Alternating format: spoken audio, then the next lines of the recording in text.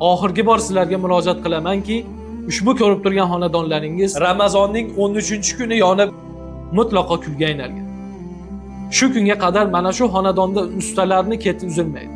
Hozirgi kunga qadar ta'mirlash jarayonlari olib borilyapti. Azizlar, men sizlarga oxirgi marta iltimos qilaman. Men uchun bas yoki siz uchun bas, xolis Xudo uchun mana shu uylar yonib ketgan muslima opamiz uchun ehson qiling azizlar. 5000 so'm bo'lsa ham, 10,000 so'm bo'lsa ham ehson qilingki, zero siz sababli 5000 so'mingiz sababli bir dona miq olib qoqilsa ham, biz olamdan o'tib ketganimizdan keyin ham necha avlod mana shu xonadonda yashab istiqomat qilsa, albatta savob yetib keladigan ajr savobli ishlar azizlar. Men sizlarga mana shunday ishlarni ilinib kelyapman.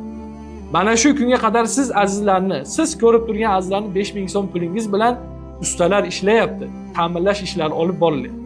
Bu videoni hammaga ham bas, siz yaxshi ko'rgan, eng sadoqatli va muhabbat qilgan yaqinlaringizga jo'natingki va ayting, cho'ntagimizdagi pul yoki cho'ntagingizdagi pul bu bizniki emas, mutlaqo bizniki emas.